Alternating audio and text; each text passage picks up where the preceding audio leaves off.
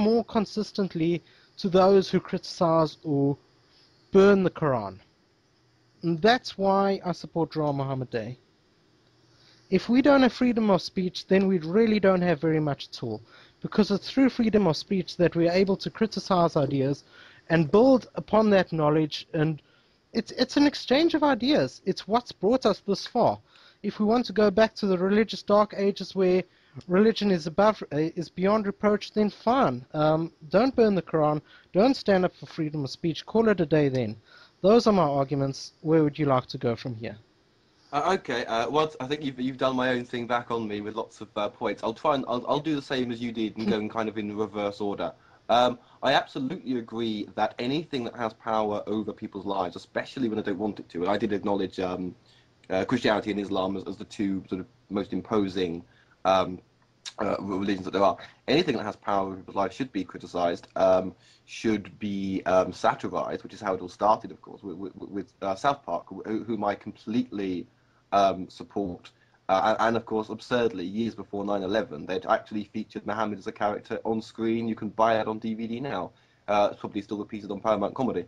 But letting Dua Muhammad Day become what it did, and I suppose that sort of ties in with the fact there was something I found a bit flawed about something that you said, because it's not simply, I didn't know the proportions of Thunderf00t fans that were this, that, or the other, but Dua Muhammad Day was endorsed by all these far-right sites that were really trying to claim it, and it sort of could even be argued that it comes across like that they are champion, or that they see Thunderf00t as a sort of champion, and of course they do that. These kind of demagogues, that they did it with that idiot writer who denied the Holocaust, and he eventually turned around and distanced himself from them, but then he also admitted the Holocaust happened. But anyway, so I think, and also doing a second Dua Muhammad Day when the first one did what it did. And let's not forget, actually, we're talking freedom of speech. Didn't two countries ban their citizens?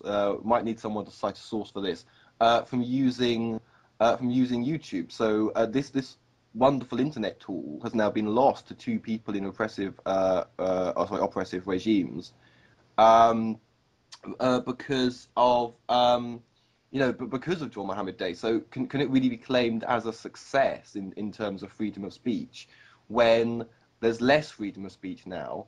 For actually, I'll let you address this specific point here, that it backfired, and he didn't admit that it had backfired.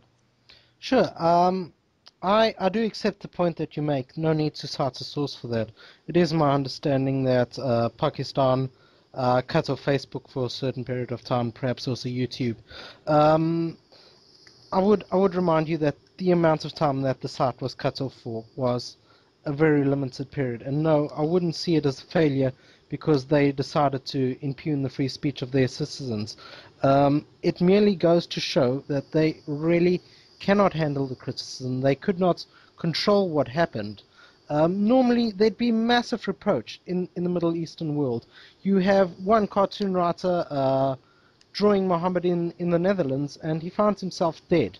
Now, that's impinging on people's free speech through the means of violence, because it basically sets an example. People realize, well, oh dear, I better not do this. I better not criticize this religion, or I'm going to be in trouble.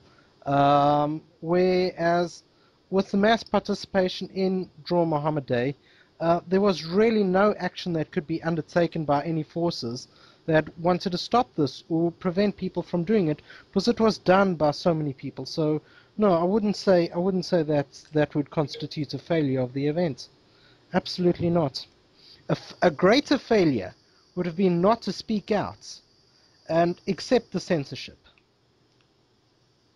There are always going to be casualties in this sort of thing, but given that the best they could do was cut it off for maybe a week, I'd say that's definitely worth it. It's a stance by people that don't want their free speech impinged upon to say, well, we're not accepting this. And in my opinion, the correct stance. Right. Well, even if we say that the first Muhammad Day was a sort of was a mixed bag, that it backfired for Sorry, I'm letting myself get distracted. No, I'm not telling people to stop talking. Sorry, I'll just try not to. Right. It clearly has.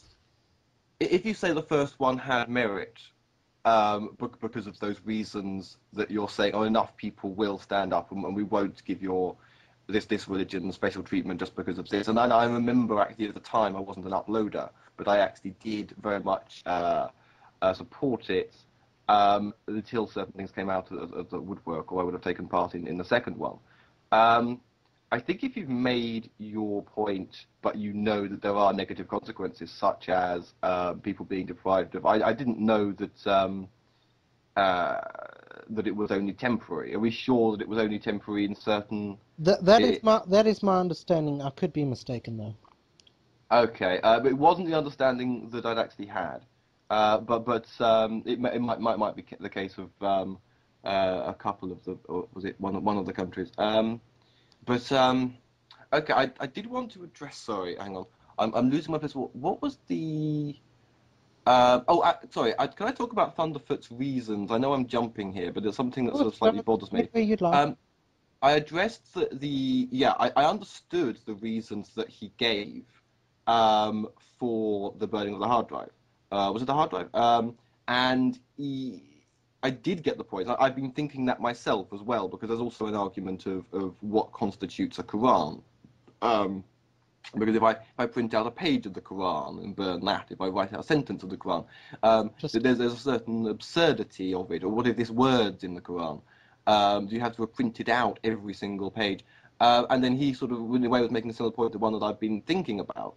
But the trouble is, and I did say this, that he didn't need to be sensationalist with it, and he was. Look at the title and the fact that he actually did it, which is quite an extreme visual thing. I know it's dressed up as a bit of a science lesson, but it's he could have made that point with a disc and a lighter or whatever. It wasn't. He went for this something so visual, and he knows what he's doing there. That the impact of it clearly provoked an emotional reaction from me, and I'm not even a Muslim.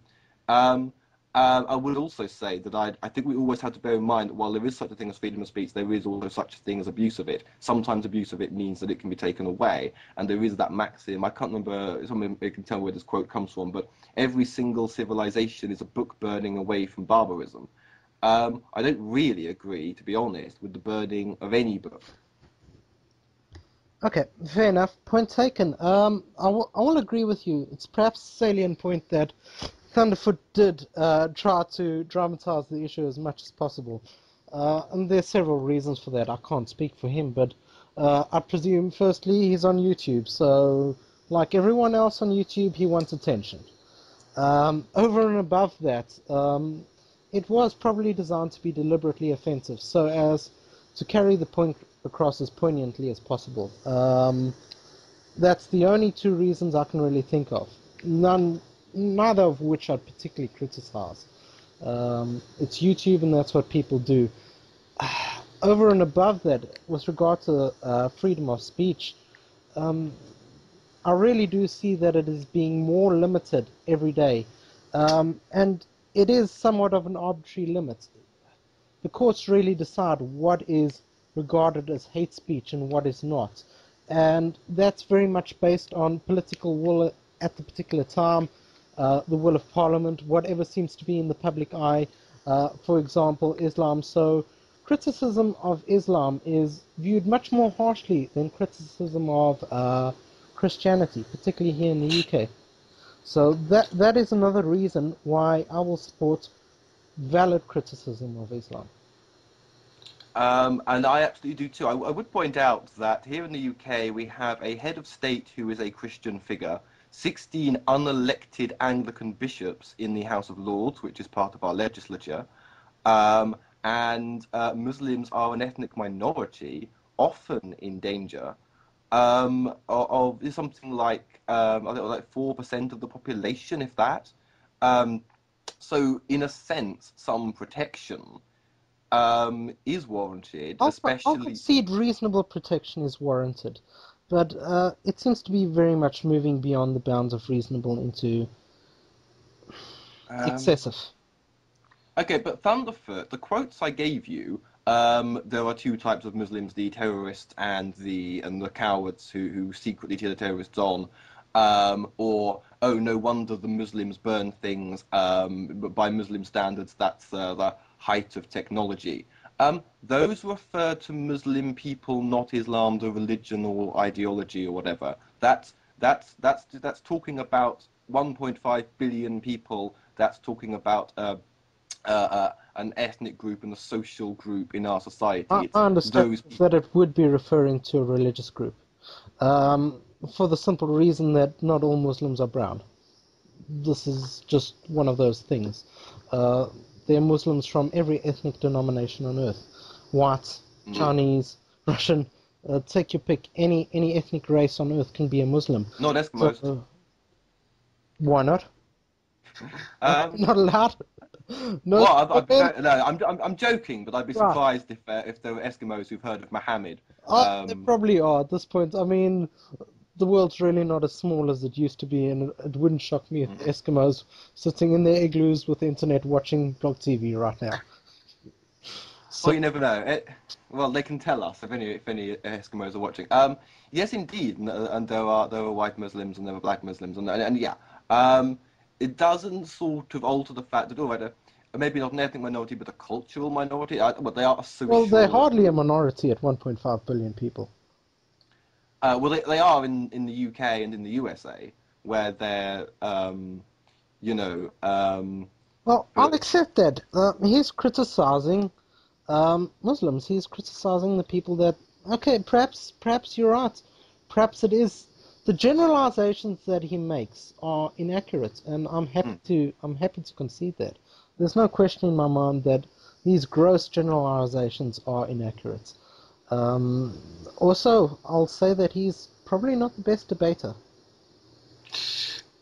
Well, we can get onto that in a while. Yes, it would be interesting to see him debating a Muslim, because I think they'd probably do as well with watching him with Ray Comfort makes me think of the movie Frost Nixon. I love that film where you're sitting there shouting at Richard Nixon or shouting at David Frost to stop letting the bastard get away with this. Look, he's very amenable and very polite in his debates. This could be for several reasons. It could be because he wants to continue being able to broadcast these debates, because I'd speculate that they make good money on YouTube. People want to see this. If you outright send Comfort on his boat and burn him in hell, or whatever the hell you do, tell him to fuck off, you're not going to be able to do this again. That's out. It's over. So perhaps there's some merit in being civil, but I do think he's overly passive. Very over. I mean, he lets Ray Comfort get away with his box of tricks, and it's quite frustrating to watch. Voodoo 6 made a very good analysis of the last Ray Comfort debate. So, do you want? Can I just address something? When we're talking about, because we had sort of he says Muslims they are like this, they are like that, generalizing, and that's not criticizing Islam or criticizing the Quran. Where even when he does that, he doesn't really get into the mindset of people with a faith. I would also say, but and you say, well, yes, you agree that he shouldn't generalize as much as he does. Yeah. How would you feel if, like me, you've grown up with Muslim friends at school and Muslim teachers? Your doctor is a Muslim. Your immediate neighbors are a Muslim Surprisingly, I family. have. Okay, right. Okay, well then you're okay with someone saying all those people are this, that, and the other. I mean, you Well, not. no, I never said that I'm okay with that. I mean, Okay. I clearly stated that I think the gross generalizations are unfair and Okay. inaccurate. Okay. So you do understand where I feel about this, and No, of course. is it okay? Is it okay if we see the quotes that Axel's the Raven? Although I thought that the two quotes that I had were sort of damning enough. But anyway, when Thunderfoot makes videos, these are well planned videos. Oh, okay. The moderates are secretly saying yes to 9/11. These are well-planned videos. It's something like accidentally sounding like we're justifying the Holocaust. Well, I've said it's possible there was a miscommunication. He was making a complex point about morality, but you should know. You should Look, know that you. with regard to that, it's not my opinion that he's condoning anything.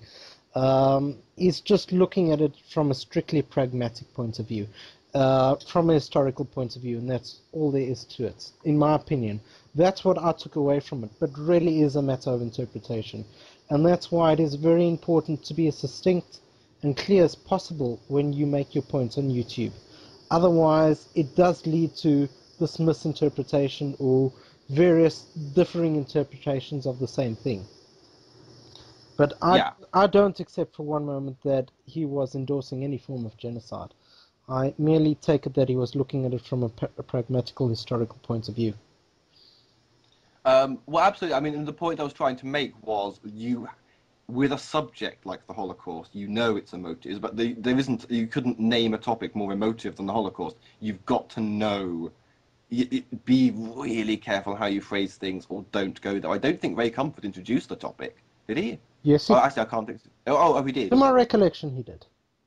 Okay, sorry. Yeah, actually, now I think about the question, I think did contain it. Okay, so right, it's another Ray Comfort trick of sort of throwing in the most emotive thing Well, possible. it's Um, very dirty of Ray Comfort because Thunderfoot didn't really see it coming, and I don't want to say he's not bright enough to have answered it. I thought he answered it very poorly.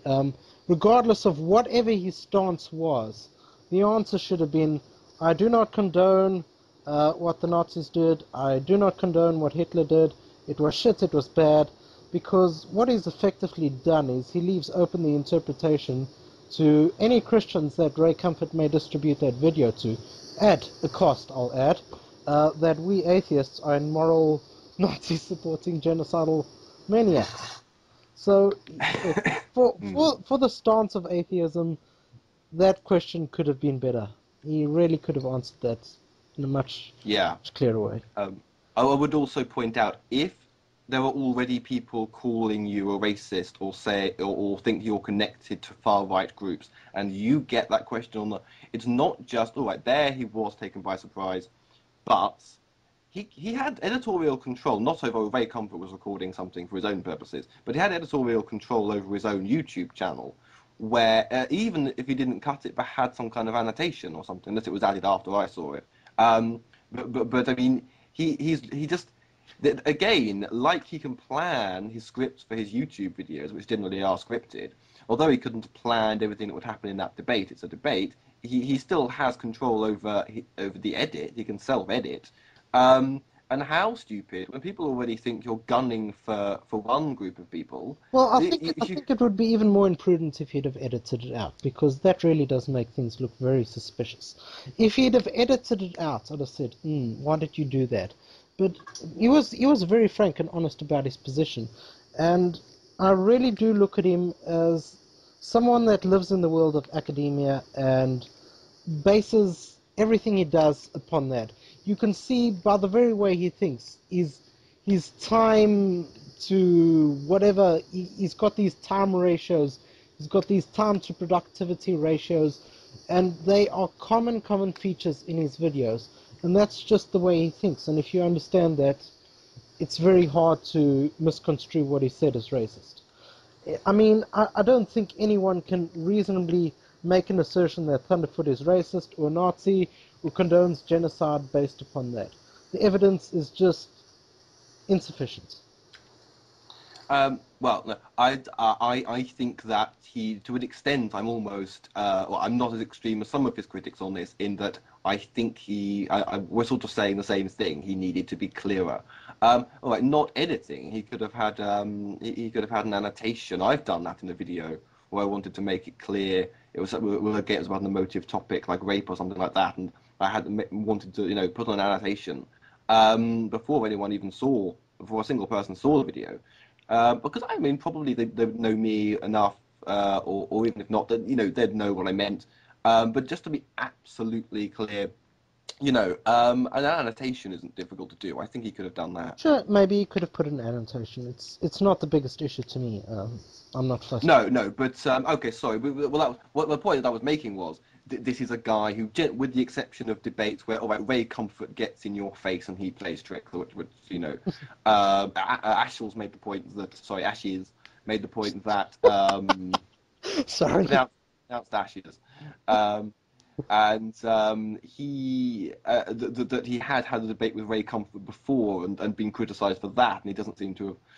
But when you make a YouTube video and you script it, and Thunderf00t wasn't too keen on my freedom of speech when I said what I said, and that was off the cuff. But this is a guy who scripts his video very meticulously. He's a very almost autistically fastidious man. Every word of most of his videos that aren't debates are planned, and he still manages to say things like there's only two types of Muslim, you know. And how dare someone actually say, with malice of forethought, 1.5 billion people support 9/11, but some of them secretly. What kind of man would Well, think that? it's an unfair and inaccurate statement. I'm happy to concede that. I mean, I don't think many rational people could come to the conclusion if he did make that statement. I'm going to take your word on it. If he did make that statement, yeah, it's unfair and irrational. I don't accept it as accurate. Ashes was the one that gave that exact quote. I recalled. Well, as I said, I'm willing to accept it. Okay. On fact. Right. Well, he certainly says things to that effect. But I mean, you say not racist. Well, if we change the word to xenophobic? We're just splitting hairs. It's just a semantic debate. Because if you're a bigot, you're a bigot. If you say you don't like people with brown eyes or you don't like left-handed people, it's still wrong. So whether he's a racist, I'm not sure that he's saying that he doesn't like, but it could just plain old be a simple ignorance of personal dynamics of the Islamic society at large. That's all it could be. It need not imply racism or bigotry in any way. Well, I'm sorry, that doesn't defend him. That doesn't total ignorance. Well, He's broadcasting, and you said yourself. Then it basically makes him totally ignorant. But it certainly doesn't make him a racist or a bigot. Right. He's got thousands of subscribers. A video of his can get 1 million views. He is proselytizing on a subject of which he's totally ignorant, and you're not defending him when you say that. This is and does he not realize this guy who wants to be the leader of atheism that unites the house and makes these statements about Islam when he's ignorant of the dynamics of Islam, ignorant about Muslims, ignorant about that's not and what is a bigot if not a profoundly ignorant person? Well, I can't really defend what's not accurate or what's not true, or what's openly wrong. It would be dishonest of me to say, oh well, I defend him on this, when in fact it's not something I do. What I do defend is the stance that Islam is in general a backwater religion that really doesn't harbor any good for mankind, especially based on the way it's applied in majority Islamic countries. Well, I mean, to be honest, in terms of the actual holy book, there isn't really anything that makes... That's really irrelevant to me. What the book says is irrelevant to me. That's another thing that you brought up in your opening statement, and it's really irrelevant. It doesn't matter if the book says go plant pansies and posies in the garden. What matters is how it's practiced and how it's interpreted. And the way it is interpreted, regardless of what the book says, whether the book says love your brother, love your neighbor, and kiss the whole world's arse, it is not being practiced that way. And it is being called Islam. So I don't know how else to interpret it, but the way Islam is practiced is backward. It's human rights. It's just unacceptable to me. I would not want to live in any society where that was the prevalent belief. Right. This is okay. Well, the point I was sort of trying to make is that the religion itself isn't morally worse or better. How it's practiced varies, but a lot of these cultural things, bearing in mind that something like the niqab, for example, apart from not being mentioned in the Quran, is originally, I mean, all these things to do with how women must dress are originally Jewish. There are some Christians who have had those things as well. Female circumcision isn't, as I'm fairly sure it isn't mentioned in the Quran. I could be wrong.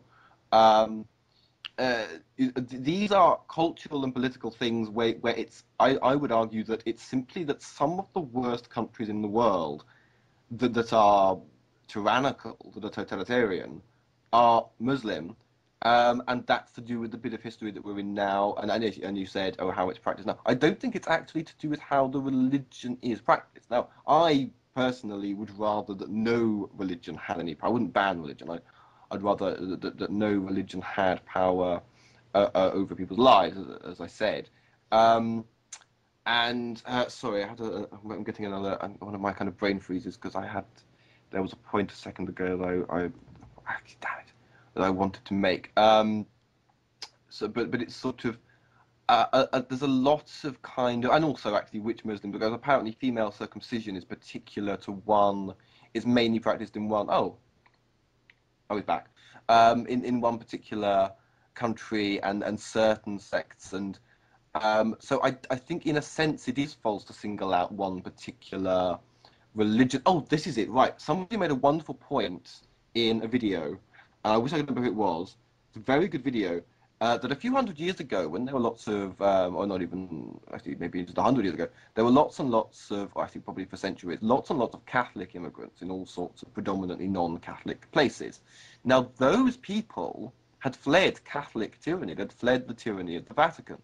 But all the non-Catholics, including in America, who were suspicious, or were bigoted towards all these Catholics. They were bigoted against these people who were still Catholics, culturally Catholics, still practiced Catholicism in their way, because they projected the tyranny of Catholicism onto those people. But those Catholic immigrants were immigrants because they had fled that tyranny themselves and been hurt by it more than anyone. It's probably reasonable even to say that there's a reason for a lot of immigration of Muslims. And I'm going to throw in, before I let you speak, one anecdotal thing, which I used to be a door-to-door charity fundraiser, one of those people hate, but I needed the money. Times were hard. So I knocked on people's door for Oxfam, found that the Muslims were friendly, welcoming. They tend to invite you in because that's part of the culture. They tend, in fact, to believe in giving because it is part of the Muslim religion, just as in other things. You don't often see the headline Muslim man gives to charity, but it happens all the time. Every family does. And these people who said, oh, our family went through this, our family went through that, whether it's poverty or what they'd fled, whether it was a generation ago, 2 generations ago, and it was a reason for wanting to give something back, whether it was to people in one poor country or another, a Muslim country or a non-Muslim country, if they could. These are people who've known hard times and do want to be good. Okay. I've heard what you said. I'll be very honest. I thought the bulk of it was somewhat extraneous, but regardless, I do agree with you in that the problems in the Middle Eastern world cannot simply be related back to Islam on its own. There are various other political and cultural factors at play, particularly economic factors, because most of that part of the world is impoverished and has suffered invasion after invasion and strife and what have you. But aside from that, Islam is a dominant factor in basically keeping these countries in a third world position that they are today. It's anti scientific development. It's anti so many things. It's anti equal rights, and these are views that are actively exacerbated and practiced in these areas of the world. And such views can't really be brought to the fore if there's not majority support for them. So, yes, there's definitely support in the Islamic world for the way that the religion is being practiced in perhaps Saudi Arabia, Iran, or other countries like that. Even though there's a dictator in charge, there's been no revolt, there's been no desire to change this. And if you look what's happening in Libya, great, Gaddafi's going, one dictator's out, and what's really taking the place is, for lack of a better word, extremist Islam. They are using this the same way the Palestinian-Israeli conflict is used to generate hatred, to form mobs, to endorse violence against people in the name of Islam, and that's a problem. Islam in itself is a problem. It's a greater problem than Catholicism or Christianity, simply because of the way that it is actively practiced and endorsed. In the USA, you have some policies that are based on religion. You might have anti-abortion laws, etc., etc., etc. Here in the UK, we have what is it? It's oh God, no, can't believe it. What's happened? Forgot what I wanted to say. But anyhow, the point that I was making is that in the Western countries, with regard to Christianity, very few of those values are actually imported into law, perhaps more so in the USA than in Europe. But in Islamic countries, a great deal of the Quran is actually imported into law, and particularly parts where the repression of women is prevalent. So that really is another problem. The other thing is, what do you think of Sharia law in the UK? Well, Sharia law in the UK is often strawmanned as, oh, they're going to rule us like Saudi Arabia one day. It's a social contract thing, very domestic, almost like going to you having trouble with your marriage and you go and see the vicar. And Jews have had the same thing for 100 years. Mm-hmm. It's occasionally, like Darwar Films. I had a go at Darwar Films for talking about flogging people for adultery. And he said, oh, well, I mean, if they've agreed to this contract and... That is acceptable to me. Absolutely, I agree. That's why I had a go at him. He thinks, oh, well... Bullshit, because, I'm sorry, it really makes me very angry, because if this is generally a practice towards women and children. Children don't have a say to start with. I'm not even going to go down that road. For adultery? Women for adultery. My apologies. For the flogging thing. Then it's just women. I'm sorry. They really are repressed. They don't know how to stand up for themselves. They don't live in a society with equal human rights. We have various international human rights treaties. There's one by NATO. I'm not sure what it's called exactly, but it was started in 1948, I believe, 1949, just after the World War. And within that treaty, do you know what Saudi Arabia has done? It's basically a piece of international law that provides human rights to people living in various countries all over the world. And I believe every country on earth is a signatory to this. Or at least that's my understanding. What Saudi Arabia has actually done is you're allowed to legally lodge reservations with regards to the articles of this convention. What Saudi Arabia has done is it's lodged a reservation for every piece of human rights legislation that is in contravention with Sharia law. So basically, they're spitting in the face of human rights. They're saying, well, sorry, you don't have the right to freedom. You don't have the right to freedom of speech. You don't have the right to marry who you want. Every piece of legislation in that document is flaunted by them. They spit in its face by lodging a reservation saying anything in contravention with Sharia law will not be accepted. So that's really what it boils down to. It's unacceptable to me. It makes me very angry. But again, I don't think that's what we're talking about with what does actually happen in say the UK. You know, it definitely isn't that. I mean, Sharia is simply a word related to a word in the Quran that means interpreting God's will, a concept that every religion has, well, at least other Abrahamic religions have. And like the word jihad, it can mean different things. Where you're taking it too far, it is, I would agree if you say something. I'm sure that flogging doesn't only apply to women who commit adultery. I'm sure it is both. But I mean, with Dawah films, I mean, I do agree. I mean, his attitude was, if you've agreed to it, then it's like a way of sort of ensuring that you won't commit adultery, and men and women both agree to it. And supposedly, I would have assumed it's done somewhere where you don't have to watch it, where you don't see it if you don't want to. I think that it's a concern when people say that, but the general trend though with religion is that it does become less extreme. So I think this idea of that, Sharia law will in actual fact have people flogging each other in the street, whether they've not in agreed this to it. country, not in the UK, but it certainly does happen in Saudi Arabia and various other Yes, Muslim and countries.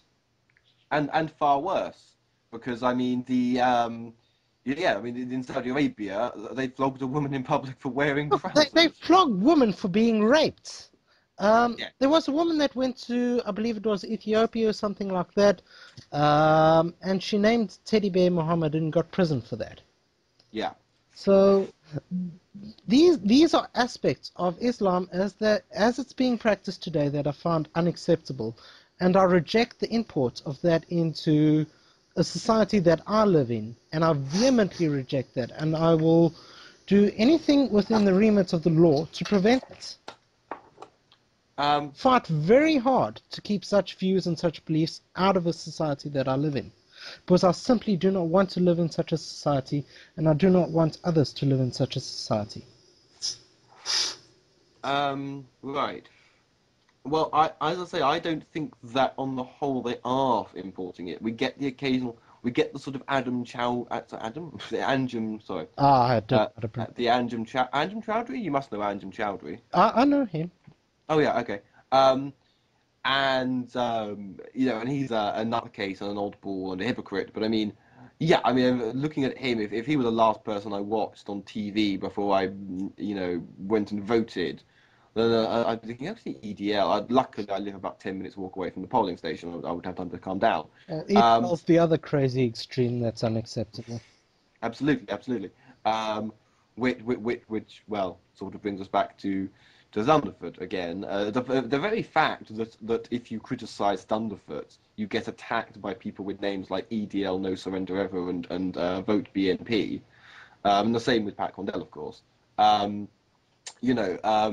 Is itself sort of everything. They're the ones who mainly trolled me. I didn't know what to expect of you. No disrespect. But you don't know what you're going to get with a Thunderf00t fan. I thought we were going to have a big fight. Please don't use the word fan. Okay. I think I've been very fair in that I have agreed with you when I see something that Thunderf00t has done that I found unacceptable or found disagreeable. It's not an issue of fan. It's not I lick his ass, he licks my ass. It's just I happen to agree with him on a number of issues, and that number of issues is greater than those which I disagree with him on. Okay. That's all there is to it. It's not fanboy, I hate you, I love you. That's crap.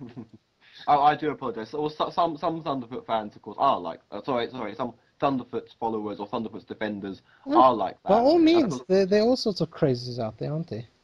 What annoys me actually, I mean, one of the reasons I thanked you so much for coming onto this debate is normally they make one nasty comment and unsubscribe, or they just vote you down. You try and initiate debate, and they don't want to know. Probably one of the reasons why I ended up doing things like challenging Thunderf00t to a debate as a gun-wielding transvestite, because I didn't care anymore. I just thought that was a very funny video. I'll give you that. Oh, thank you. It was very funny. I thought you were in the opera or something like that, and you just returned from a show. It's like, okay, interesting. I do certainly have a theatrical streak. It was pretty interesting. But But I mean, where people are importing things, I don't think we've seen any real evidence of. You get the occasional alarming bit of footage where there's a sort of rally or something like that. I think there is some real evidence, particularly if you look at the person who's heading up the Muslim Arbitration Tribunal system in the UK. I have him on video. Don't ask me to pronounce his name because I've forgotten it and I can't remember. Okay. But I have him on video on my channel saying that domestic abuse should become something which would be in the remit of these tribunals. So it's no longer a matter of going to the police and reporting domestic abuse or a matter for criminal law in the UK to handle, but he's actually suggesting and actively endorsing that domestic violence become, well, within the Muslim community, of course, become an issue which his arbitration system is allowed to arbitrate on. And that's something that I found absolutely unacceptable. His words are verbatim or close to verbatim. Take the man in, give him a slap on the wrist, say, you don't do that again. And that's in relation to hitting women. Now, that is unacceptable to me. And that is a direct import or attempted import of such obscene Islamic values which I reject. And I will fight that tooth and nail no matter what. Well, what somebody wants and what they get are two sort of different... I agree. He's actively campaigning for it. And because he has the right to actively campaign for that, I have every right to vehemently oppose him on every level possible. And I do so. And I will do so. That's all there is to it. Speaking out against what you disagree with is absolutely fine. There is no realistic way that in this country anyone is going to be exempt from common English law because of their faith. It being I agree with you. At this point, it's highly unlikely. Nonetheless, he campaigns for it, and I will counter-campaign. That's all there is to it. If no one counter-campaigns, if such a movement is for any reason ever allowed to grow large enough, it's highly unlikely. But if it does, then the people that fail to speak out will only have themselves to blame for it. So I will speak out when I see things that I disagree with, when I see things that would support or endorse harm towards women, children, homosexuals, or any other minority group. Not acceptable to me. It does make. I'm actually going to take a leaf from Raven here, because I'm going to call you Raven from now on. Where he says, fight a real fight. Because earlier, it reminds me of something you said earlier about Islam being sort of the most dangerous religion, the most dangerous sort of ideology. I actually disagree. I think that the Pope and the Vatican cause far more harm to women, to children, and to people in general, and to the world than Islam. I think Al-Qaeda must envy the amount of suffering that the Pope is capable of causing. I actually heard that you can measure, I don't know how they do this, but the amount of suffering and death that he actually causes with the policy on contraception alone is about a 9/11 every day. So that is gravely unfortunate, and I'd probably agree with you. Perhaps I'm mistaken in saying that Islam is the most. It certainly is one of the most. It's a point of pedantry to me whether it's the most, second most, third most. It is an ideology that causes harm, and as it is practiced, it causes harm. And therefore, I will not endorse it. But did you support, protests against the Pope's visit, for which we paid 12 million to be insulted? No, I wasn't at a protest, but I certainly didn't endorse that. Okay, because I think that doubtless there are some equally mad Muslims who would do the sorts of things that the Pope does, but he's got the real power, and that's for me that's a far more real fight. I think the big deaths are... Look, individually, because of the structure of Islam, with numerous clerics and no actual single leader to which you can attribute the harm done, yes, you can say, oh, the Pope's more dangerous on his own.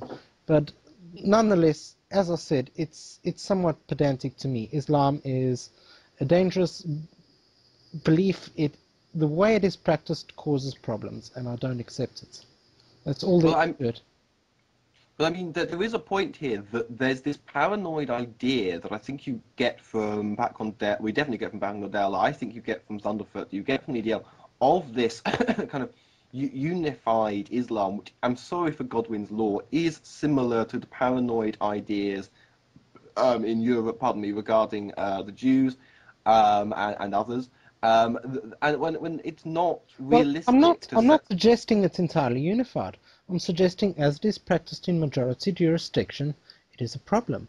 And as it is practiced there, it is sufficiently unified and amalgamated to form a force of law to which people abide. That's all there is to it.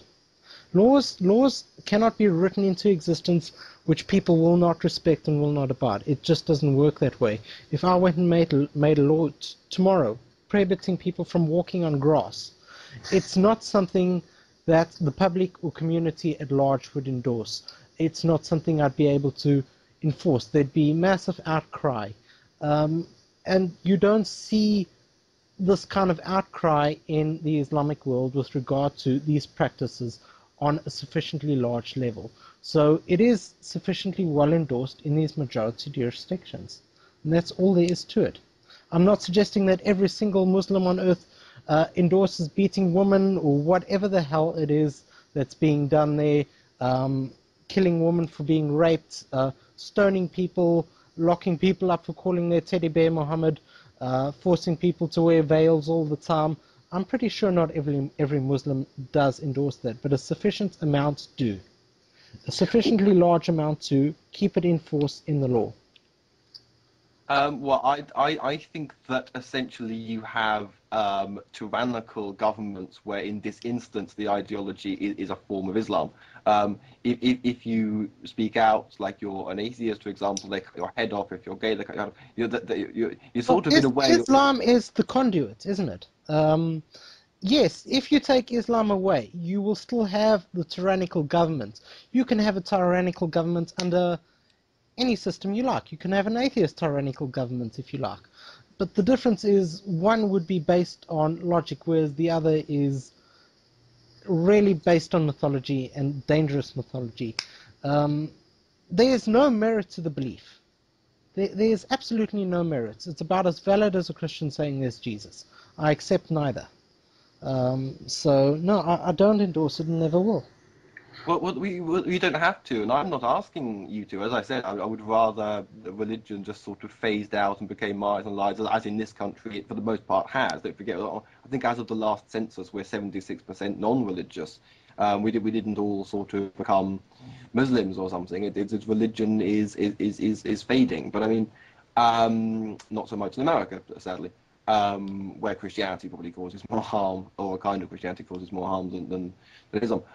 As for with these governments, well, it's not as if non-religious ideologies have been that great either. I would also say, it's just as I'm sure a lot of people living in I'm not in Godwin's law, but a lot of people living in Nazi Germany, or a lot of people living in the Soviet Union didn't agree with all these things like mass murdering Jews and gypsies.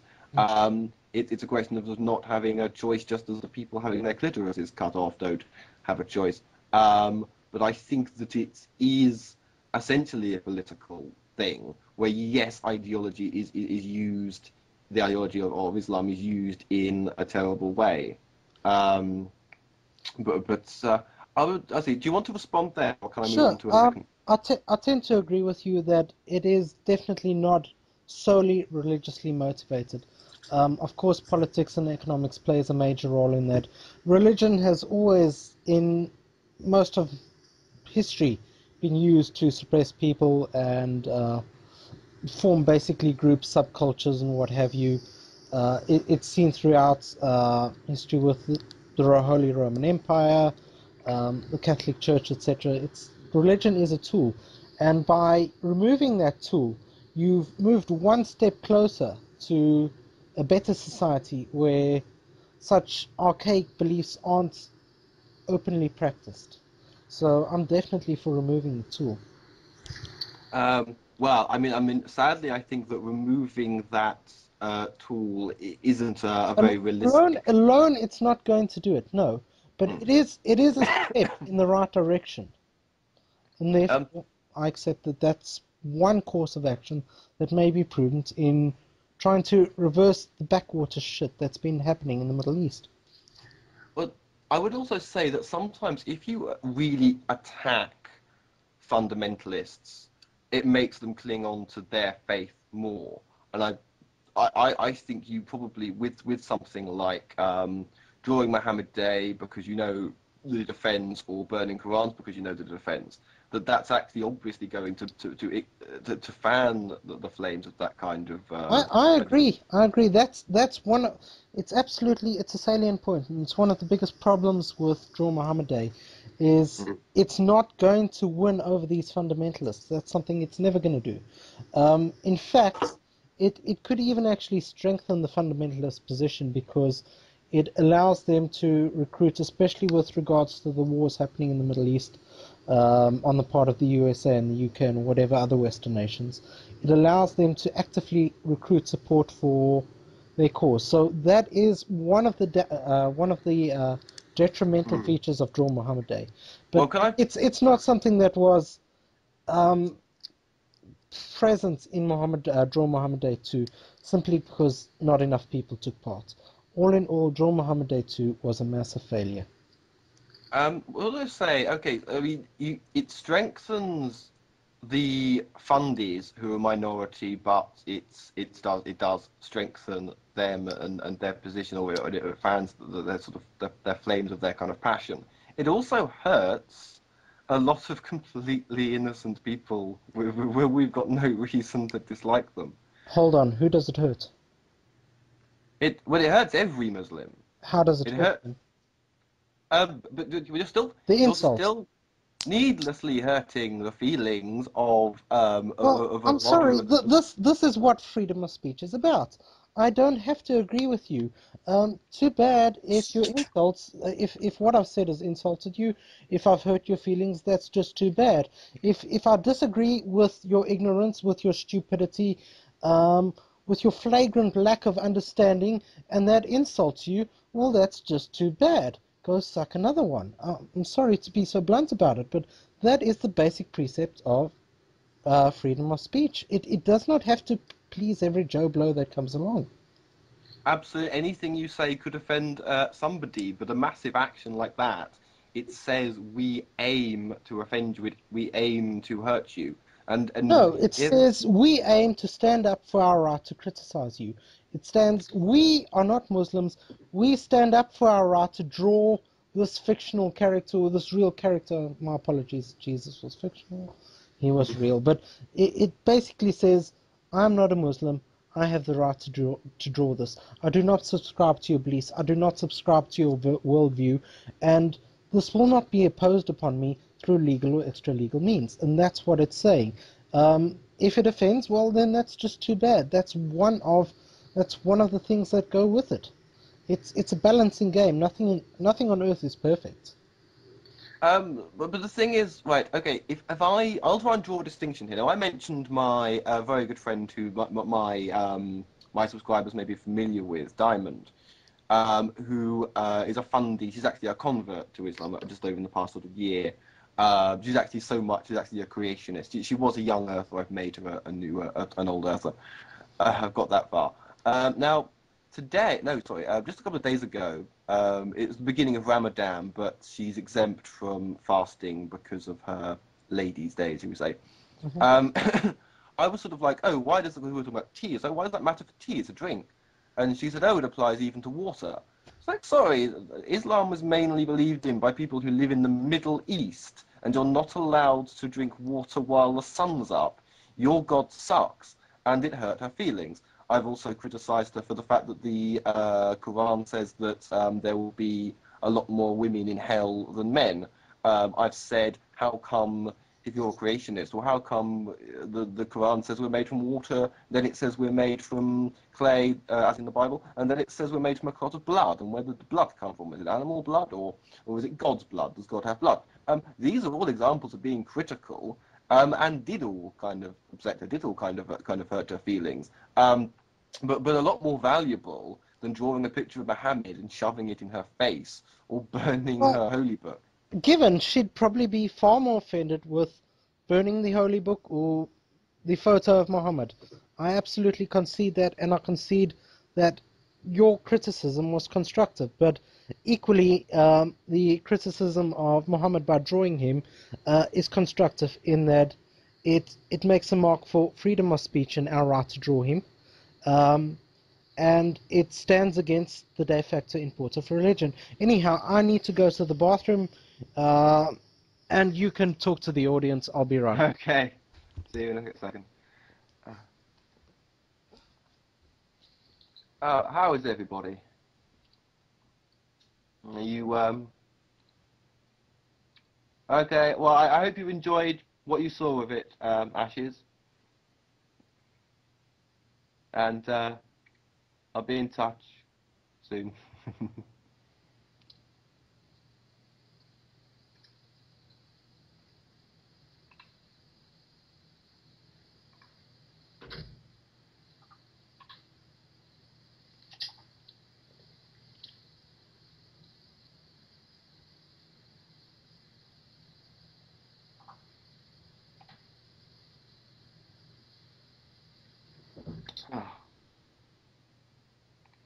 Purple cupcakes that taste like grapes.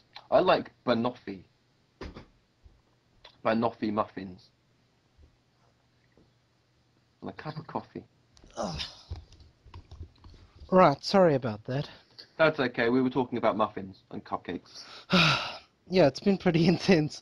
Do you have anything? Do you have anything else you want to rate? I can't think of too much more. I want to go. Okay, well, you raised the sort of point about people don't tolerate laws that they can't respect. Yeah. Now, unfortunately, I don't think that's true. Now, in a country like France, you know, what were they called? The clamps, wheel clamps, lasted for a day, I think, because people just tore them off. And it's like, oh, right, we won't try that then. That's the will of the people. Of course, they also banned the burqa, which I think actually did contravene the European Convention on Human Rights. So they It may contravene the convention. It may. It's very complicated. There are ways around the convention. There are all sorts of reservations and derogations in that actual document. Over and above that, I highly doubt the law was phrased as "thou shalt not wear a burqa." It was probably phrased as a general prohibition on face coverings. That would be the wisest way to put the law into effect. That way, it cannot be seen as discriminatory to any one group. Well, okay. I think we kind of know what they mean. I mean, my philosophy there is I don't believe in forcing somebody to wear something. I don't believe in forcing someone not to wear something. I don't particularly agree with what France has done either. And as you stated, it very well may be in contravention to the convention, and that'll probably be put to it. And if it is, then the law will be overturned. Well, yes. Well, we'll see how that pans out. We know how the French can be. But I mean, yeah, okay. I would like to say, actually, I can think of quite a few examples of laws that we have that have nothing to do with religion that people shouldn't respect. There's the absurdity of, I'll be a bit anecdotal, I was on a train platform smoking, and I didn't realise that the law had changed because this type of train platform, a mainline one, of course, you normally could smoke on, and the police came up to me, they were very polite, and they asked me, can you put that cigarette out, sir? Sure. And I was very, very careful to scrape it out and put it back into my tobacco tin, because otherwise I could be fined for littering. Yeah. There was a guy, a rather yobbish kind of hoodie guy. Yeah. Might have been drunk or something, on the next bench, like a bit further down. And they went on to him, he was smoking, and he refused to put his cigarette out, and he argued with them. So they've had to give him a citation. They've taken down his details and things, and then they came back to me and said, I'm sorry, we know that you complied with us. We know that we said we were leaving you alone. But because he didn't comply, we had to give him a citation. And now because we've done that to him, we have to be seen to be treating people equally. technically it's not equal because I complied with the law and they didn't. Where you get this almost communist kind of sort of red tape absurdity. And actually, I'm afraid it gets worse than that. That a few years ago in the area where I live, there was a man who owned a possession quantity of marijuana, got something like 8 years. Where I think it's actually speculation that, you know, oh, you've got this much in your flat, you must be selling it, because they only really care about the dealers. The man, around the same time and around the same area, who raped a 3-year-old girl, got half the prison time. And no sane person could think that it's twice as bad to sell marijuana as it is to rape a toddler. I absolutely agree, and that I do find interesting. I have no idea how that would have transpired, but I'll accept what you say. Unacceptable. I may have got a couple of just like you think it's unacceptable, so do I. As for smoking at the train station, yeah, no one's going to prosecute you for that. well, no. But it was interesting how there was this there's this very dogmatic attitude towards we have to be seen to treat you equally, when it was sort of, you know, it's a very kind of, you expect that in that. I've heard some Eastern European immigrants who grew up under communism say that it's quite easy to adapt to England because we're so bureaucratic and they're used to it. You think England's bureaucratic? Go to Germany. You haven't seen anything yet. England's mild compared to Germany. Very mild. The bureaucracy here is petty compared to that place. Yeah. Oh well, I was in Germany. Actually, oh wow, no, sorry. I wasn't in Germany as a kid. I was in West Germany as a kid. That's how long ago it was. And there's no Deutschmarks. Oh yeah. I don't like when I like German films like Run Lola Run. I hate the fact that the police look like the army, and that feels so horrible and police state and fascist. Well, the police are actually pretty decent. I've had a few incursions with them, traffic accidents and what have you. Okay. They're actually pretty decent, very decent. But the uniforms look like soldiers' uniforms, and they've got guns. Oh, not all of them. Yes, mostly. Yeah, they've got guns. You're right. I don't know. It doesn't make a difference to me. A country with that history shouldn't dress their police officers up like soldiers.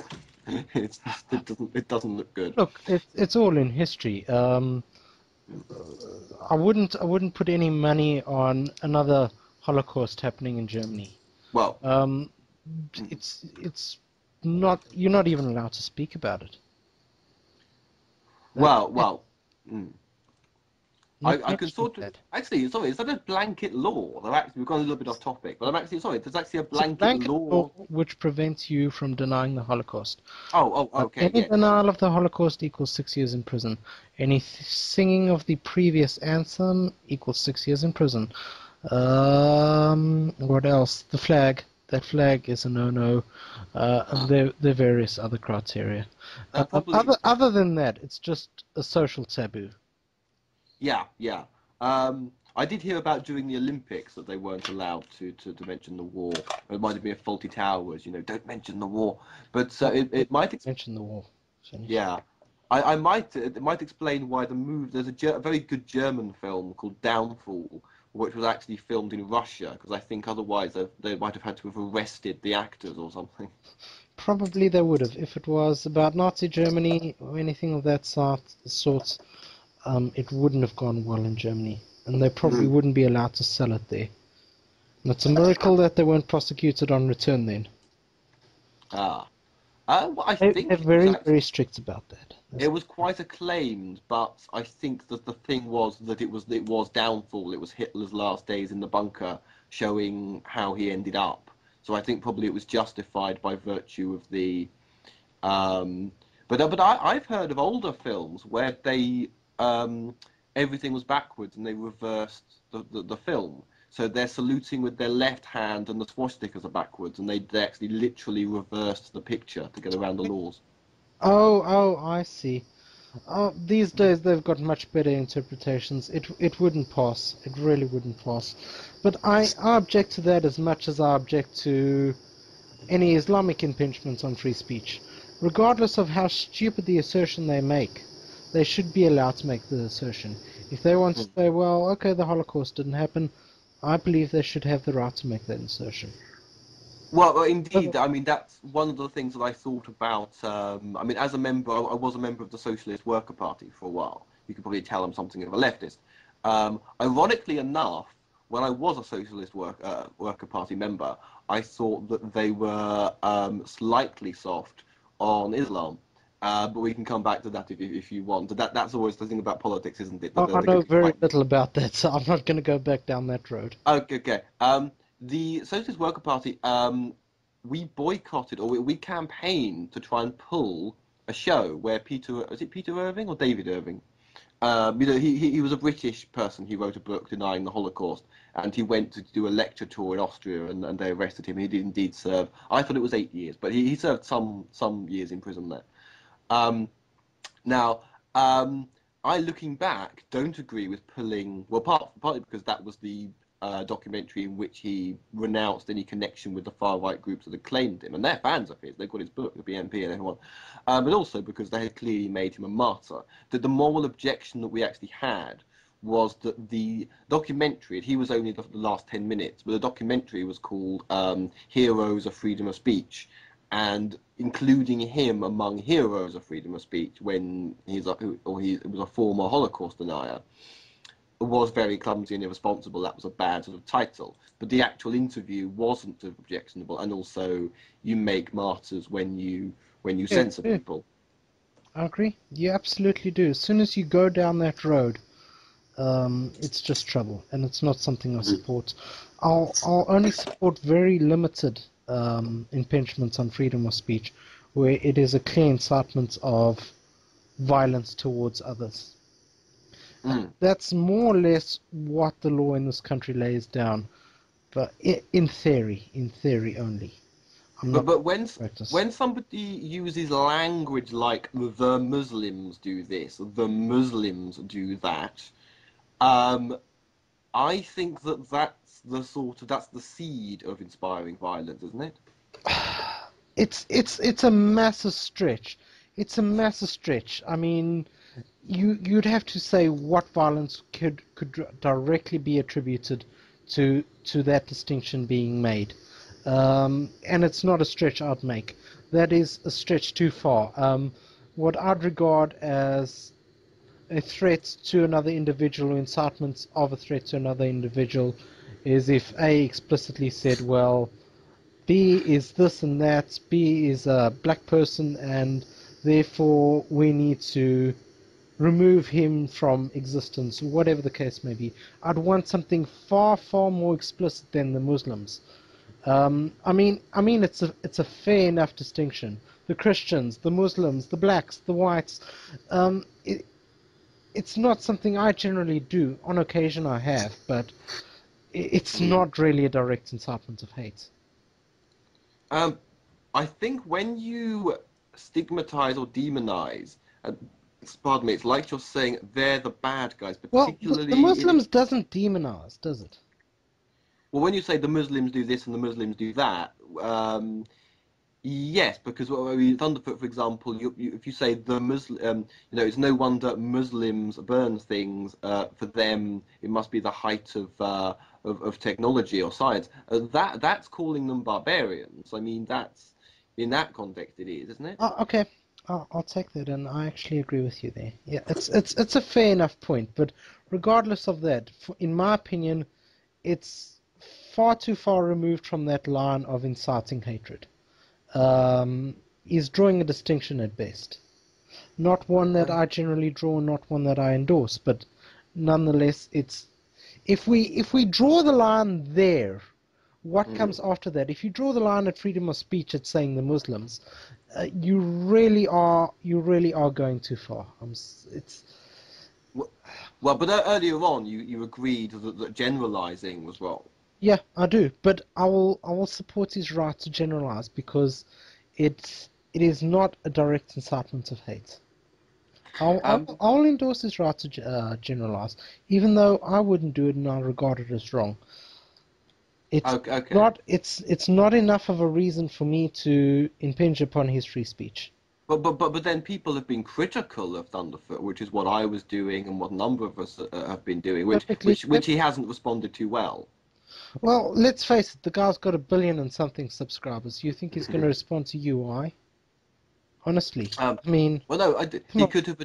He's got a track record for not responding. Do you expect he's going to respond? He can react to criticism, especially when, and I made this point in the text, I've got a backlog of little things that I want to say, but I mean, where it's... I, at one time, because of his poning of creationists and some very good science videos, I might have, if the timing had been different, have paid this guy. As he gets paid to make science videos, and then he does 10 I hate Muslims videos in a row, and I'd be thinking, is that what my money's gone to? Did I pay for the hard drive? I think I hate Muslims is a stretch. Well, you know what I mean. Yeah, I know what you mean. Look, personally, I wouldn't give a cent to him. That's that, and I haven't. Okay. I don't give a cent to him. I don't give a cent to the other prick called the Amazing Atheist, who's always sucking someone's cock for something or the other. He's really the worst of the worst, if you ask me. Okay. Fucking dickhead. Anyhow, that's just me on a little rant. I generally don't give money to individuals on the internet, especially not when they can make money off YouTube as partners. Forget it. Forget it. I'm not interested in funding anybody's private life. Okay. To kind of return to the point of what incites. The truth is, though, when you've got this environment of this fear and distrust in the post 9/11 age, you've got the economic crisis, and when's it going to end, and that has repercussions that affect people fundamentally in their lives. A depression, essentially. You then point at a group of people and say they're the bad guys, that's the bogeyman. I think that is incitement. I don't think it's a sufficiently direct incitement. We differ on this. It's a matter of differing, and I doubt that this is something we're going to agree upon. And I'm not saying you're wrong, and I hope you're not saying I'm wrong. It's just something we don't agree upon. I just don't see it as sufficient grounds to inhibit his free speech. I would want something more direct than that. There must be sufficient realm allowed to criticize cultures or different groups, or even racial or ethnic groups. There must be sufficient leeway in the law to criticize these people, whether right or wrong, and that criticism should stand up to the views of a society at large. And that's exactly what it's doing. You're objecting to it. I'm even objecting to it, but I will support his right to do it. I don't think any of Thunderfoot's critics are actually... I've never seen a Thunderfoot critic who has suggested that his right to freedom of speech be taken away. I think that once you're that much in the public arena... Ultimately, if you're going to prevent someone from saying that, if you're going to describe that as hate speech and rule it out of existence, that may not be said in the law, then ultimately you are inhibiting his free speech. You are inhibiting his right to say that. I think I've been a critical, skeptical, free thinker, and all of us have. And I think that particularly when a lot of the time I've been saying you're doing, and Atheist Aussie made this point very well, they're not objecting to you criticizing Islam. They're objecting to the way that you're going about things, and you don't agree with everything about the way that he's going about things. Yeah. And then what does he do? He cherry picks the moments where people were saying nasty things like "I wish you died," or in my case, "Your mum's a whore." I agree with you. I agree with you. I won't argue. I agree with you. Yeah, he does that. He gets very petty, like a little boy. What the hell? It's the bloody internet. Apparently, he's not above all the shit I'm on the internet either. I mean, I'm the one that made a big fat video about Coughlin and a porn site. And he politely decided to favor that video and got me a good 12,000 hits. Thank you, Thunderfoot. Love you. Wow. Yeah, he was very... So he's absolutely not above drama. He favored that video, and I was like, oh, okay, cool. Yeah, well, speaking of Coughlin and speaking of Thunderfoot being petty, that character assassination, that, for a man who's like, ooh, I'm this big science professor with all these degrees, that was so pathetic. He was about 5 when he... Which character assassination are we referring to? The one where he said you have histrionic personality disorder, or... Yeah, that's the one I've seen, yeah. Oh, well, it's YouTube. He and Coughlin do not like each other. I'm not going to chastise him anymore for that attack on Coughlin than I will chastise Coughlin for his attacks on Thunderfoot. The two of them obviously don't like each other, and they're going to say shit about each other. That's all there is to it. I think that Coughlin's criticism of Thunderfoot were intellectually light years ahead of Thunderfoot's... I'm not sure what were his criticisms of Thunderfoot in summary. Probably not that dissimilar to mine. Coughlin is very, very knowledgeable on the subject of bigotry, of nationalist groups, very knowledgeable on the EDL, very kind of... he did sort of point out, okay, one example, actually, that isn't to do with those, but a very specific sort of fallacy that Thunderfoot committed was when he talked about, 1% of science books every year, science papers every year, are published by Islamic countries. And Coughlin listed all the other ways that you can measure scientific progress, input, contribution, where Thunderfoot had again cherry-picked this one particular way. Now, I'd call that a very insightful criticism. I remember that video. And back then it was, God, that was an age ago. I did a response to him. And there were several points that I disagreed with him about, but I don't remember the exact context of the video, so I'm not going to dispute that with you. At this point, it's petty and minor in history. Oh, sorry, you disagreed with Thunderfoot, or you disagreed with Coughlin. I'm not sure why, and I'm not sure if the disagreement was valid, but I'm inclined to think that it would have been. But like I said, I don't remember, so I can't really comment too much about it. Okay. Well, I mean, I think it's sort of fair to say that sort of Thunderfoot had almost gone down that kind of route, because I mean, the reality is that historically, look, up till a certain point, Islam was leagues ahead of the Christian nations. And then my understanding is, and this may be wrong, is that some sort of renaissance happened in Europe, and the equivalents, for whatever reason, did not transpire in the Islamic world, and they got left behind. And it's pretty evident today that they have been technologically left behind. And I think it's fair to attribute at least some of that to the Quran. Where you've seen Europe move far more towards secularism or atheism or non-religious stances in its politics, in everything that it does, in its science. That event never happened for the Islamic world. And I think it's probably fair to say Islam is a couple hundred years behind Christianity. Almost in the Dark Ages. Almost. I mean, especially with regards to their practices in human rights. Well, we mean certain Muslim countries, not all. I mean, if you went to Turkey, you wouldn't know that you weren't in... certain Muslim countries. Yeah. But I mean, literally, I mean, my mother was in Turkey, and you wouldn't know. It's far more secular. Turkey is trying to get into the European Union. They've actually adopted the Convention on Human Rights over there in an effort to get into the European Union. And they're trying to modernize their standards and what have you. So yeah, it's different, but unfortunately the Middle Eastern countries seem to have languished. And over and above that, Turkey actually falls part of a slightly different group, simply because I believe at the time it was a different sect of Islam, or a different political sect, where the Ottoman Empire was in control of Turkey. And prior to that, it was Roman settlements where, what's their capital called? Sorry, whose? Turkey's capital. It's Oh, Istanbul.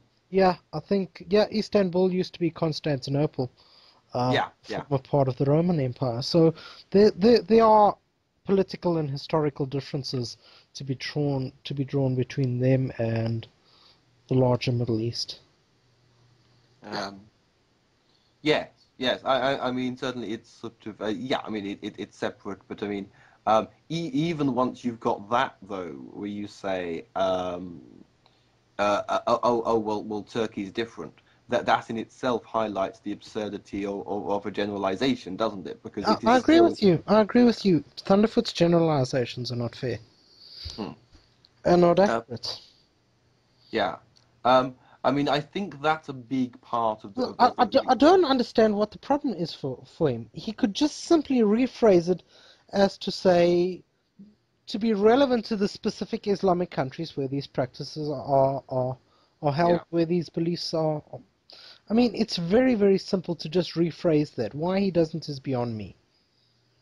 Well, this is part of the problem. It's because he doesn't listen to criticism and he doesn't field questions or criticism. He strawmans criticism, like with his cherry picking of certain bad moments and indeed the um, when he says, "Oh, there's certain atheists out there who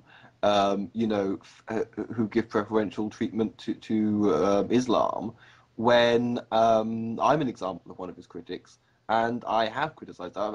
Potentially, if I were a bigger channel, I probably would have got negative attention from extreme or whatever the word is, from certain Muslims for some of the things that I've done.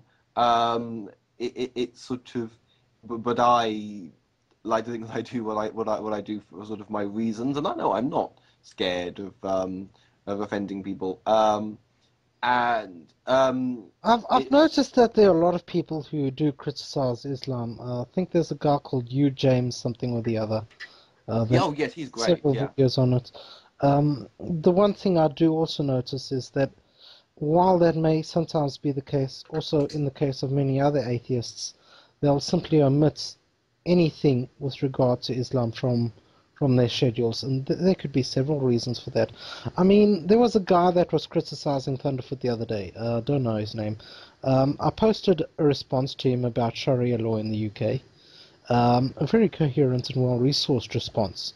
Um, he blocked me on the spot and sent me the caveat that I was a racist. Well, thank you very much.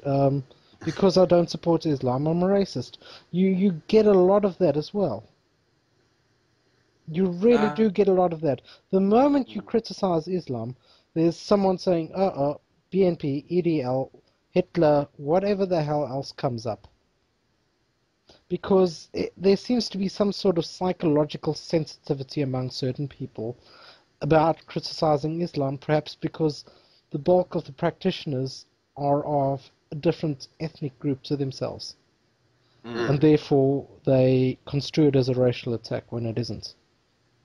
Um, Well, I mean, I suppose anybody can be dogmatic, but I mean, it's not the experience that I have of you James, who incidentally is the guy who said that he wished that Thunderfoot had died. But he's a very very nice I guy. don't care about. Uh, and sorry. I don't care about that. That's petty. Okay, yeah. But yeah, he's actually a very very very a good, I recommend subscribing to him. I mean an extremely balanced. He has a very balanced perspective on things. So he will be very critical of Islam, but he'll also be very critical of Islamophobes. Um, He's a uh, little iconic for me, but yeah, he makes some good points. um, but the thing is that about that, I mean, I'm actually subscribed to. Apart from the fact that I think most of the people that I subscribe to who are similarly kind of leftist or whatever, or similarly liberal, don't have a problem being critical with Islam along with other religions, just the same as me. In fact, I've been planning a sort of criticism of Islam, a sort of video, a sort of challenge, in a way, which is one that some people might take the right way or could take the wrong way. It's worth talking to some good Muslim apologists, actually. There's one called Ramio or Ramio something. The That only I one I know is Dawa, I'm afraid. Dawa, Oh, he obviously, is Muslim, so yeah, not apologist, but he's the only obviously advocate. a bit of a hit and miss guy, obviously, because we're not too keen on the flogging of adulterers. The best, I recommend Ramio, who's actually a Muslim who lives in Sydney, Australia, and I suggest if anyone can bring him up, actually, or at least give the full name, so at least get his kind of perspective. But I mean, oh, sorry, hang on, where the fuck was I going? I've got, yeah. There are plenty of people. I mean, I wouldn't like really kind of overreact dogmatically to somebody being, being like that. Um, because I think, I mean, I'm subscribed to channels that are very critical of Islam. There's a whole series on this one channel called like tricks that Muslims do or something like that, which I don't like that title. I don't like all the points he makes. I don't always agree with him, Hmm. but he actually gives a kind of insight into different sorts of arguments. There's also a channel that dedicates itself entirely to critiquing the Quran itself. Uh, Are these channels mainly? This is what I wanted to ask. As you said, are these channels mainly critiquing the Quran, or do they actually critique the way it's practiced? Because if you're going to critique the Quran solely on a basis of its own, you end up with things like, well, the Quran says this, and a true Muslim wouldn't do that, when in fact there are people that claim to be very Muslim that do all of these things. well, no, I don't endorse a no true Scotsman argument, if that's what we're saying. No. Well, there's one channel that does the sort of, but mind you, I suppose the thing is though, when you get a Muslim apologist who may think that, oh, well, proving the Quran because of this prediction being right means that this opinion is right, there it kind of is important. But also, and of course, a lot of Muslims are creationists as well, and that's its own kind of issue.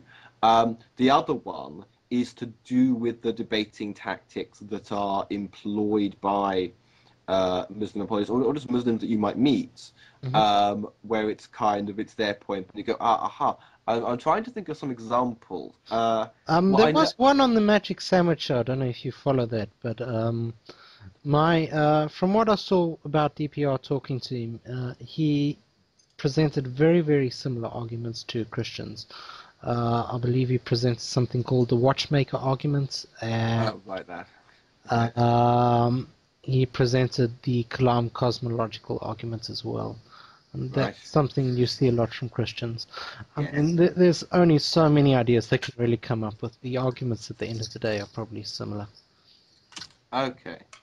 Um, well, yeah. I mean, those sorts of arguments. Those that are willing to argue, the Muslims that are willing to argue and debate the presence of their God, are far more acceptable to me than those that are not, because I have, Mhm. in my experience, found many that are not, and simply have come to the conclusion I'm spawn of Satan, and they're not even willing Right. to discuss it, debate it, or even consider that it could not be. It is an affront to them, and they're not even willing to rationally address the issue. At least those that are willing to discuss it and try and prove it. I mean, to people like that, you can still demonstrate the flaws of their beliefs, because they'll never be able to actively prove what they espouse. But Mm. the Muslims that don't, very much like the Christians that are unwilling to debate, perhaps someone like Pleasant Preacher. Don't know if you know him. I don't think I know the name. No. Yeah, Mr. Pleasant Preacher. Mm. Crazy street preacher in the USA. He's got a small channel. Hang on. Does he literally make his videos in the street at night? Yeah, not at night, in daytime, as far as I know. Oh, I've only seen like I've seen that there's this Muslim kid that I thought might be a Poe. But he was like in some urban American street, just sort of ranting. It sounded like him from that name. I think maybe a different person. No, no, this guy's a Christian. Oh, sorry, Mr. sorry. Pleasant Preacher, Oh, crazy hang on. Christian. A megaphone. Yeah, Megaphone. He's the type of guy that would go and scream insults at the Westboro Baptist Church, while the Westboro Baptist Church screamed insults back at him. I think, in fact, he's done that. I think there's even a video of it up somewhere. Probably got massive hits. Yes, I think I know. If it's the man I'm thinking of, he actually blocked me for some comments that I made. He's an absolute troll, if you ask me. He hasn't blocked me. I've made every insult in the book to this guy. I've called him Oh, lots of fucking things. Fucking cunt, fucking religious knobhead. And he never blocks me. I don't know why. He must like me. wow. Oh no, So this guy. he doesn't block me. Oh, this guy did. This guy though, even in his videos, he doesn't seem to like arguing. But well, he doesn't like any kind Well, of. he's never responded to me, but I'll take it. Oh, right. That's like me and Rami or Rami, the Muslim. He just ignores. Actually, mind you, oh god, I've done so many video responses to QWERTY F-Shack, and he eventually did comment on one of the video responses I sent him. So yeah, there's a couple of Muslims who don't like reply. At least QWERTY F-Shack is entertaining though. I don't know him, I'm afraid. Oh, okay. He's if you want to laugh at a Muslim creationist, he's the one to pick. But Rami or Rami is sort of dull in both senses of the word, shall we say? Then I don't want to watch that. I want But I've never seen much value in debating with Christians. I really haven't, because not all Christians, but just generally, I've never seen too much value in it, because no matter what you say, you're never able to pound it into their bloody heads. You've got Venom Fang X, you've got Together for Peace and God, that guy's a fucking idiot. There's one Christian that I like to talk to, and that's Rational Roundtable, but he's the only one. oh no, there's a few that I could say, like Watch Your Azazel, South Dakota Girl, I don't know. the Soyo. But if you're interested in, I think it's called Tricks That Muslims Do. I know your channel. I'll try and send you the Yeah, if you can PM me a video, that would be great. I'll have a look at that. yeah, maybe even start at video number 1, because I've only seen like certain ones that come out. But I'm trying to think of examples, because they could be one on these are the Quran's predictions that have come true, and then there'll be one that's the Quran's got the Big Bang in it, which is interesting, of course, because which it doesn't really, and even if it did, the ancient Greeks had actually that's a point, because of course there isn't any knowledge in the Quran that's wasn't pre-existing, but they say, oh, but Muhammad was. It's just like the Christians generally. There's no big difference there. Everyone's God is divine. Everyone's got special knowledge. I mean, this is how they justify their beliefs. At the end of the day, it doesn't add up. And I think the best way to actually encourage people in the Islamic world to move away from this religion, or at least move away from such a radical practice of that religion, is through education. Not drawing Muhammad, not doing anything else, but just simply education. And that's not something that's happening, and it's not something that's going to happen. When the oil's gone, the USA and the rest of the world will lose interest, and it'll go back to a dust bowl. And that's all there is to it. Education for that part of the world, not going to happen in the next 100 years. Not in my opinion. Oh well, I think that is a bit of generalizing. I think that there is I think there are some very educated people. There may be, but not to the extent of the Western world, and it's a fair generalization.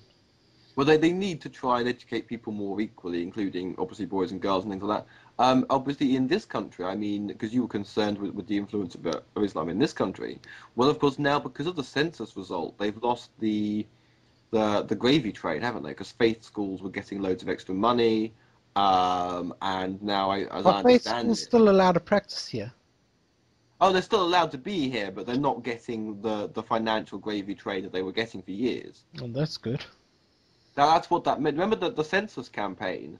Because we were I haven't 44%. been in the UK for a very long time, so Okay. I can't really... It was actually a campaign started by the BBC.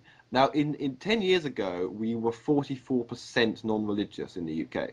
We're now 76% non-religious. Nice. We only needed more than 50% or more non-religious, and that means that the government funding that faith schools automatically got has to be cut.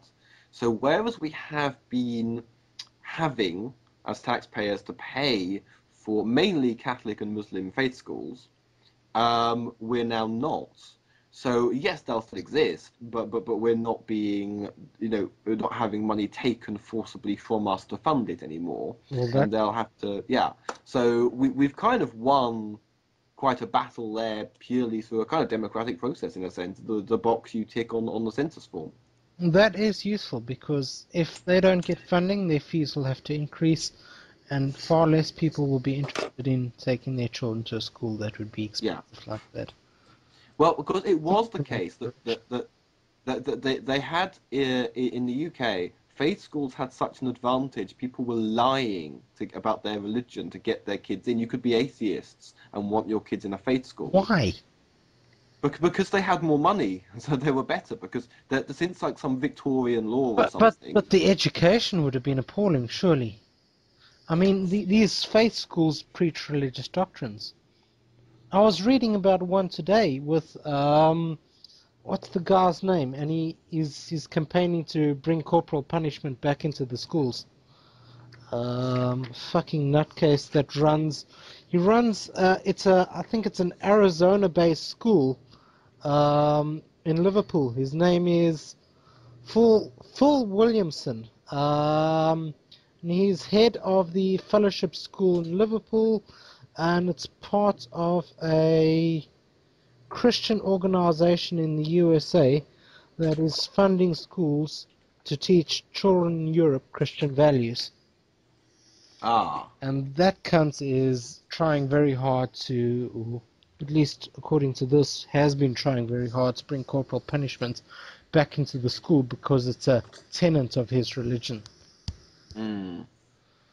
Well, it's very odd. I don't know how it works in the UK, but near me there's a school called the Holy Family College of Science and Technology, where you sort of think, oh, a religious science and technology school. But I mean, the truth of the matter is, I think A, more money is an advantage, and religion wouldn't be all of their education.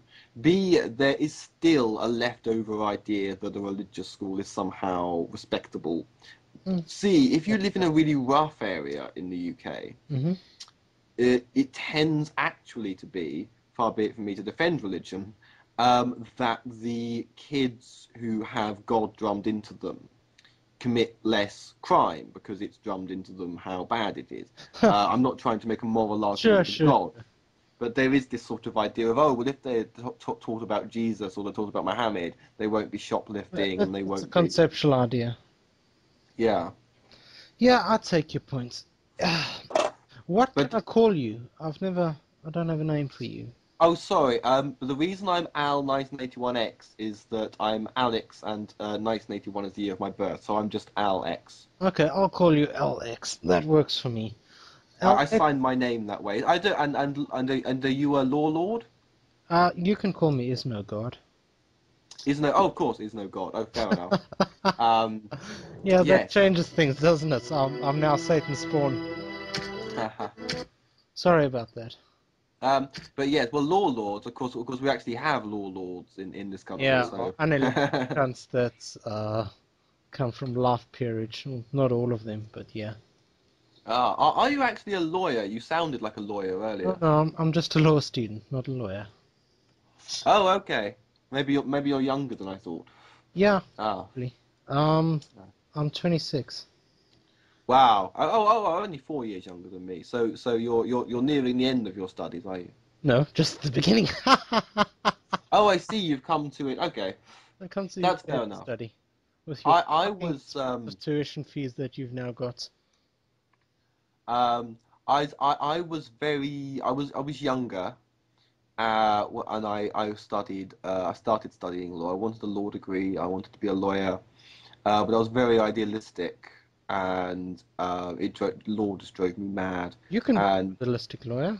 Go into child law, something like that, family law, human rights law. There's lots of ways to be an idealistic lawyer.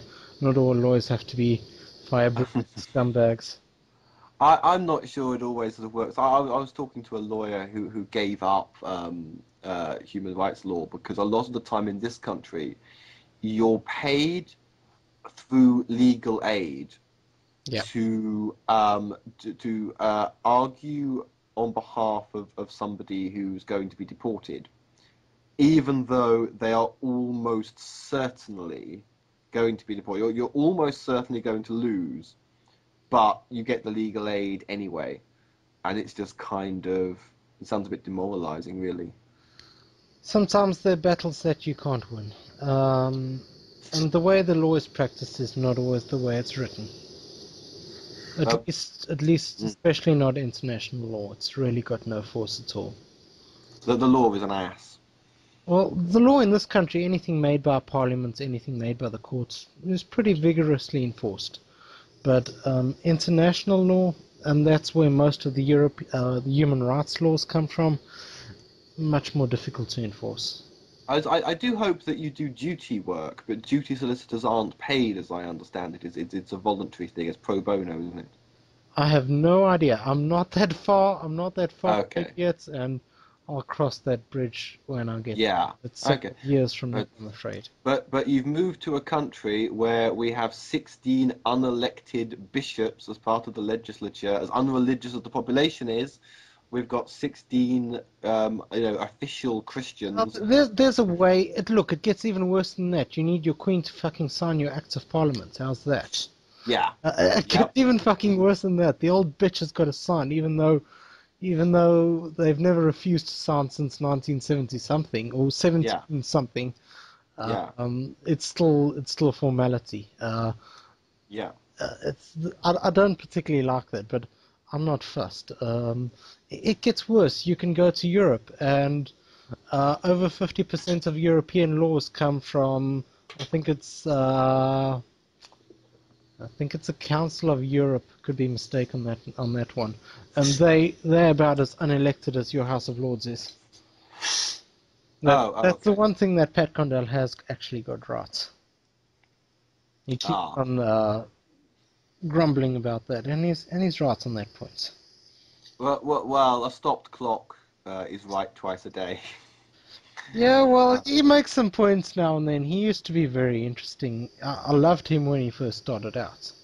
Yeah, I used to like Pat Condell, and particularly when he talked about religion generally. And he was hilarious, but now, I don't like some of the rhetoric. 20 videos in a row about Islam. We get the point. But he did at least have a pop at the Pope. Yeah, I mean, but the Queen, though, I mean, it's not as bad. Although she's officially kind of, well, I think it's sort of unofficially the head of the Anglican Church, and her official title is Defender of the Faith when it comes to religion. When you think that she, as head of state, she knights gay rights activists and things like that, so she's not actually mixing church and state. She's got no say. She's got no say in Parliament itself. So yeah, true. She's just there to rubber stamp the fucking acts. But I'm not a royalist. I'm not a fan of the royal family. I'm not a fan of royal weddings. I think they have way too much money, and way too much of the tax that I do pay goes there. So no. Absolutely, yeah. And as a lifelong British person of 30 years, I can completely agree. I don't think most British people do see the point in still having a royal family. I hope not. Yes, I'm knocking your queen, demon. Give me a sledgehammer. I can tell you the worst example both of a false dichotomy and of Godwin's law that I've ever seen deployed was on a morning chat show we used to have called Kilroy. I won't even go into Kilroy because he's a sort of UKIP person, an anti-Islamic. But in any case, he used to host this discussion show. And when they were discussing whether the royal family was still relevant, should we still have a royal family, there was this royalist woman, got very angry. She said to this person, "Oh, so you don't think we should still have a queen then? What do you want to do? Bring back Hitler?"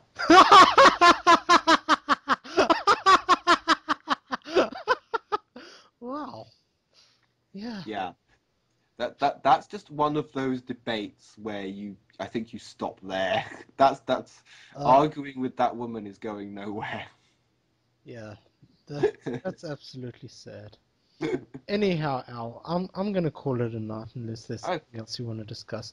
Well, In theory, according to this nice little thing called CallGraph, you can actually download it for free. It's a plug-in to Skype. Yeah, it's called CallGraph. It's a free download, and it records directly from Skype. And according to this conversation is recorded. I just shouldn't push the delete button. When I put down, it should be saved. Unfortunately, it's all audio, no video. Okay, that's fine. I couldn't be bothered to really upload it. I might upload it in a week's time. I don't have much time on my hands. But, oh yeah, I will upload it. Fuck. I'll upload it as a private upload. Okay, Yeah, it's called Unlisted Upload, and I'll send you a link. And then you can download it and edit it and do with it what you want. If you want to re-upload it, then it's yours. okay. Oh, well, thank you very much for I think, a very constructive debate. And yes, I look forward to hearing it. I think I probably will upload it. I thought we'd end up having a big fucking fight from the word go, especially considering what I said on your video. Well, I think when you've agreed to have a debate, then I think it sort of shifts. And also, I didn't know what to. You probably expected a gun-toting transvestite, and I wondered if you were some kind of. No, I didn't expect that. I expected something gun-toting, and I thought, big trouble. Yeah. Especially when you said I've got something to say beforehand, so I thought, all right. Before this debate starts, he's going to call me a fucking cunt and tell his fucking subscribers to troll me, so this is going to be bad. No, I reckon a couple of people may have been disappointed that it wasn't more acrimonious than it actually was. Yeah, possibly. But I think the fact that it was civilized was definitely a bonus. And such a shame that so many people who defend